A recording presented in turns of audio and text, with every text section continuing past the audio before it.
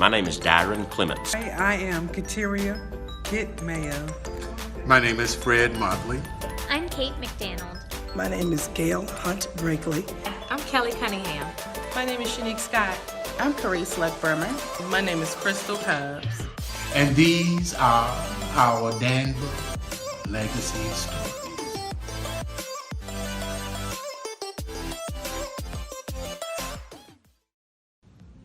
I was born and raised here in Danville, Virginia, affectionately known as the Dan River region. After completing high school, I attended Averett University, completed my bachelor's as well as my master's degree. I chose to stay here in Danville and make Danville my legacy. I'm very, very compassionate about helping people stay in Danville, to buy and sell their homes, and to find the real estate needs that suit them.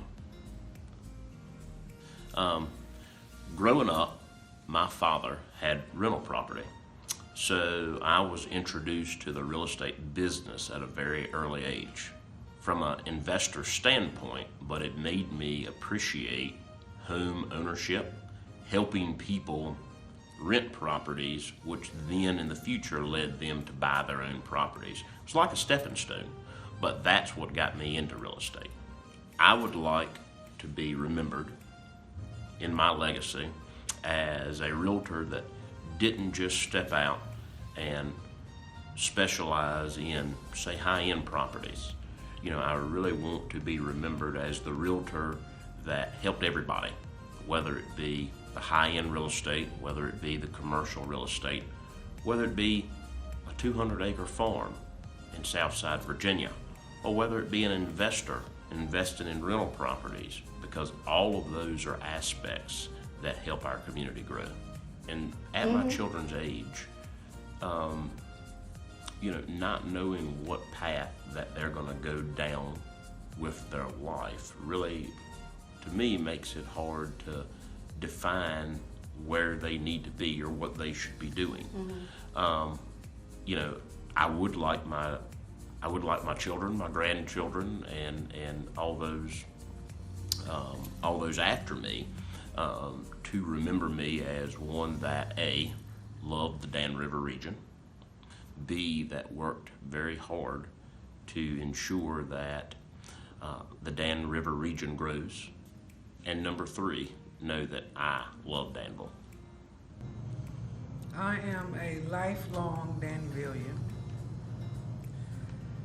And in my leadership role,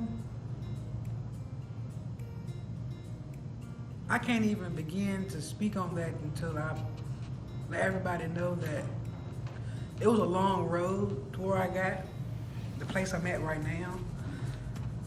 And I want my kids to know that you don't have to be a victim of your circumstance. You write your own story. To believe in yourself and just do the best you can. Enjoy life and walk in purpose. I am now the president of Unit 29 Auxiliary for American Legion. I'm also their 6th district vice president. These positions I never thought I would hold. At one point, I didn't have confidence in my own leadership abilities. But a little fellowship I partake in, Middle Border Forward, I recommend that to everyone. It helped me to involve and believe in myself. And after that, the skies was the limit. I started running the auxiliary within months of actually signing up. We've already made changes under my leadership. We have expanded our numbers from 3 active members to 12 to 15 and growing. We've also grown our treasury, expanding programs, reaching out into other areas. Also, with my newfound leadership skills, I am now the one of the chairpersons for the Alzheimer's Association, which I am really looking forward to, getting more involved with. I have my first meeting the end of this month in that role. Last year, just as a member of the committee, we were one of the only cities to reach our goal. Ours was $41,000. We not only reached it, but surpassed it. So as a chairperson, I'm hoping to go even further than that. Also, as a leader in this area, I want to be known more than someone who raised money, or, I want to be known as someone who actually changed lives, bettered our youth, opened the minds, most importantly, of our youth. Be an example to them that we can do anything we set our minds to doing. Whether we start at 15, 35, or 45, we can reach our dreams. I just can't stress it enough. No matter where you start doesn't define how you finish. I was born in Danville, Virginia. I love the city of Danville. And my legacy, I would like to be remembered as a historian of the history of the African American community, and a storyteller that weave those stories into the tapestry of Danville's history. There's so many contributions that African Americans have made, and yet it hasn't been documented. And I would like to be among those people who are telling the stories, writing the stories about all of the people that lived the stories. When I grew up in Danville, it was segregated, which means that there was for blacks only and for whites only. And yet I do remember that even though it was legally supposed to be a separation, I do remember that there was talking, there was business transaction made between both communities. I also remember that in high school, there was always this push to recognize the leaders within our community. And we had leaders, people who were moving forward. We had teachers, we had nurses, we had lawyers, we had businessmen. And so there was always this presence of African Americans doing something in the city of Danville. Yet there wasn't any documentation of it. So that when we were learning the history of the city, it was mostly about the white leaders. And of course, I came up during the civil rights movement, in which Black is Beautiful became very prominent. And there was this urgency that we needed to actually start documenting the history.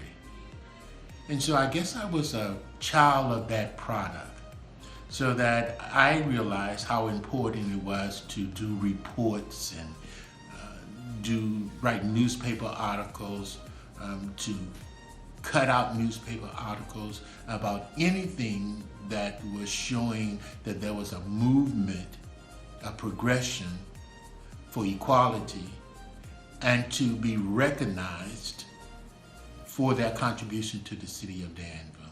Hi, so I'm Kate McDonald, and I worked as the curator of the Camilla Williams exhibition at the Danville Museum of Fine Arts and History.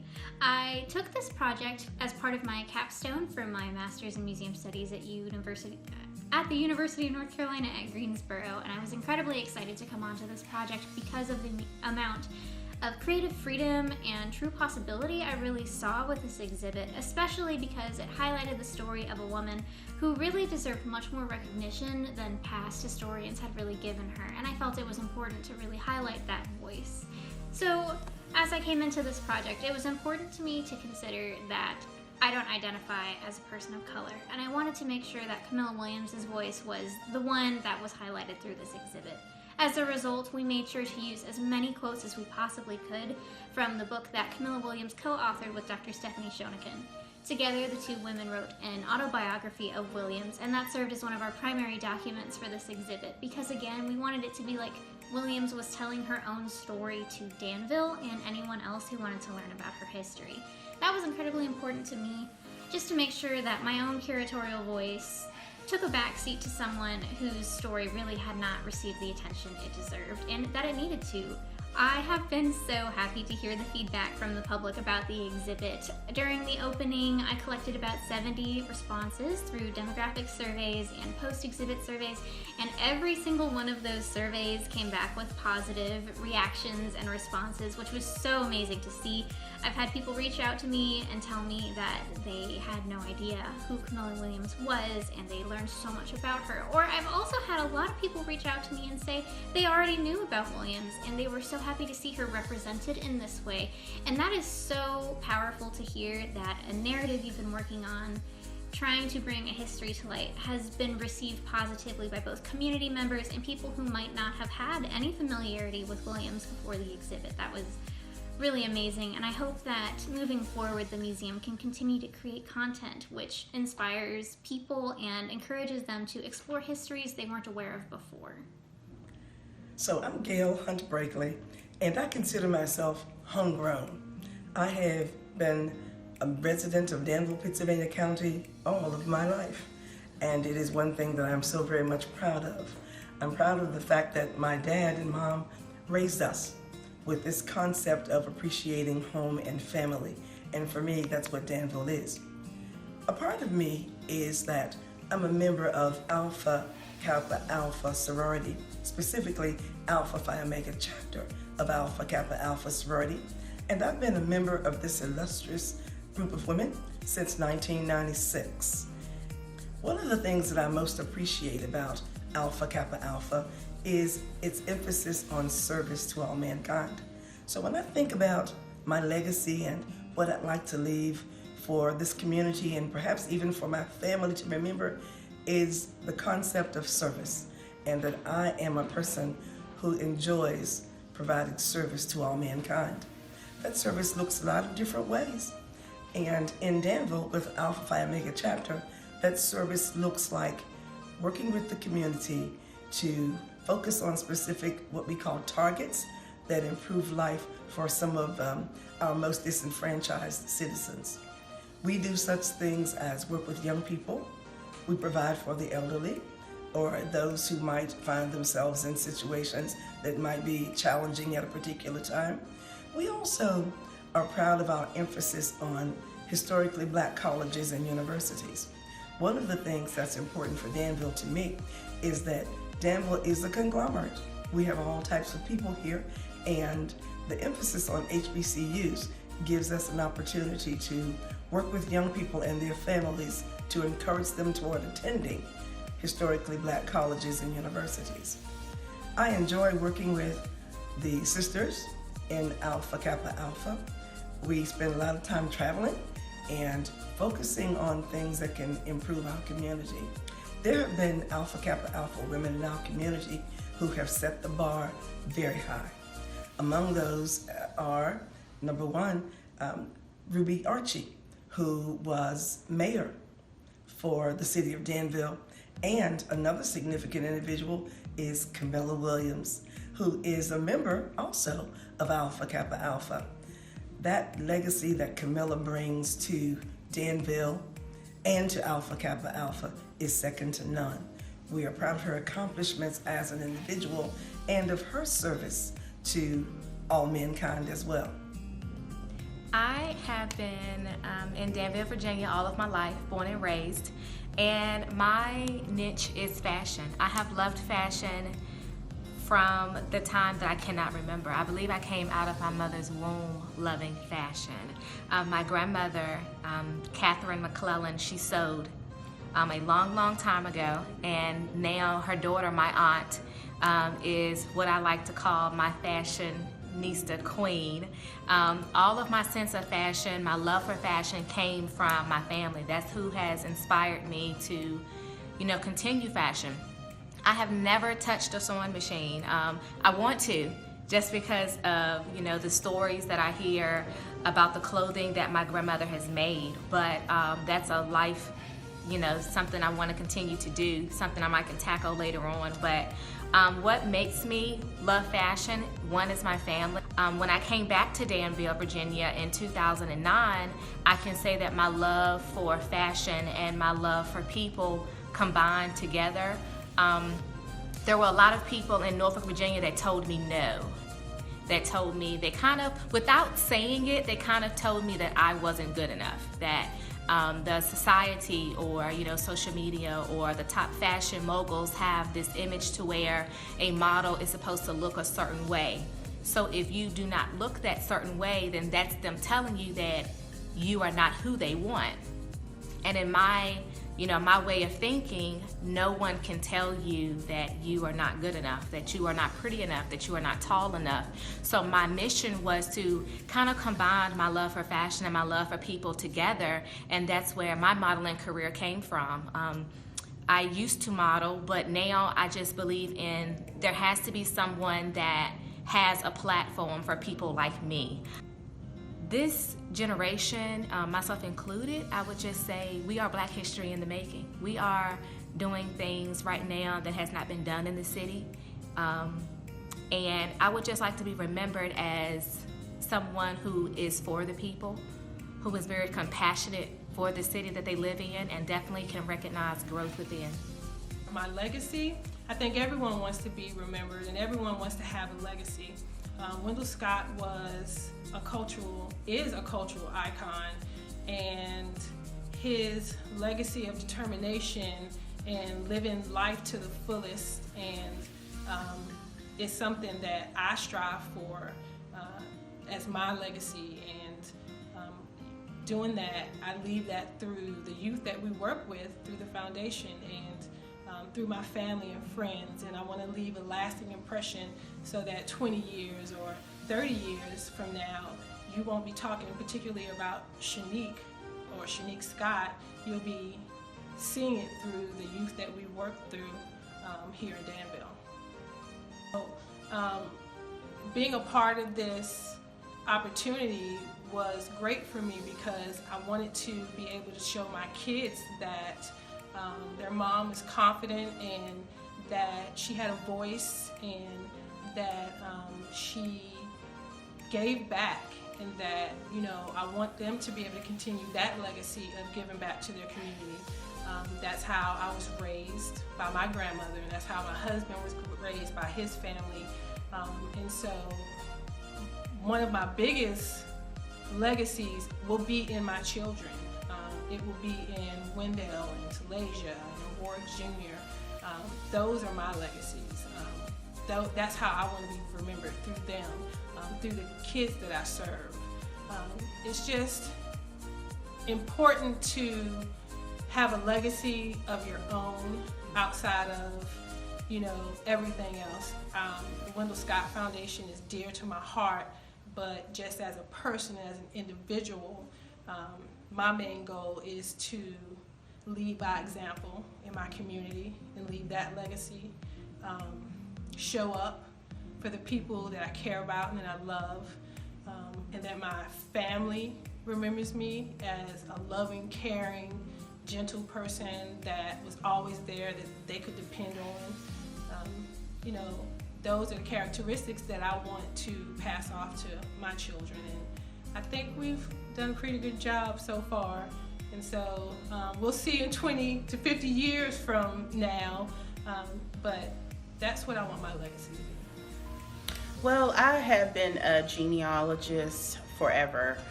Before I even knew what a genealogist was. I have friends who say that I was telling them at the age of 5 who they were related to. It's just a lifelong passion of mine that I kind of picked up from my grandfather. My grandfather, Reverend Bedford Luck, from the Camp Grove community, he was the community historian. He knew how everybody was related. And I hung around him a lot. And I always wanted to know, whether this person was my cousin or if this wasn't my cousin. And I guess I've just, once I got into it, and I guess most genealogists, you would say they're kind of nosy too. So I've always wanted to know how everybody connect. At first I just started researching my own family. I started with my own family and what I didn't know. And then it just grew because once I started researching my family, then I came across all of the connections, the intermarriages and those things. And then I would delve into those family lines. And then one day I looked up and I had a database that was right at 20,000 people. 20,000 people that I've researched. It all started with my family. And then once I saw how all the other families connected, I just got interested in the Danville story. I would like to be remembered for trying to bring people together. And that's what my genealogy does. It brings people together. I've in doing this work, and I've done, research for everybody. And I've literally brought people to tears just by telling them things about their ancestors that they didn't know. I truly feel that life repeats itself and that a lot of us are actually mimicking the lives of our ancestors.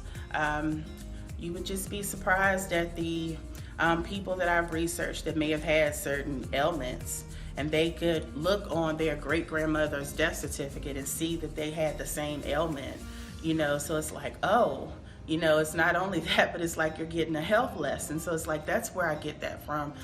That's genetic, but that's what I want to be known for. I want to be known for as the one that tried to bring people together using genealogy. I'm a lifelong Danvillian. I returned to my community upon graduating from Old Dominion University. I've worked with families and their children since returning. I currently serve on Danville School Board, and what I'd like to leave as my legacy is making the community a better place for our children, knowing that our children are receiving the greatest education that they can receive, knowing that they are receiving a quality education no matter what neighborhood they live in, no matter what classroom they're in. I consider myself a person who thinks outside of the box. I consider myself a person who pushes the envelope. Sometimes I'm called feisty. What makes me feisty is I'm passionate about doing what's best for everyone, especially when it comes to children and just people who don't have a voice for themselves. I've always been that person who just feels like I have to speak up for other people. I remember even in elementary school stepping in and breaking up a fight in between two boys just because I didn't like the fact that the other person was getting picked on. So, just always felt like it was my duty to step in and help the people who didn't have a voice for themselves. My mom inspires me. Ever since I was a little girl, I have watched her help people in the community. She's always helped in her church. She's always gone to nursing homes and helped people, and I always used to complain about her helping everybody, but I turned into my mom.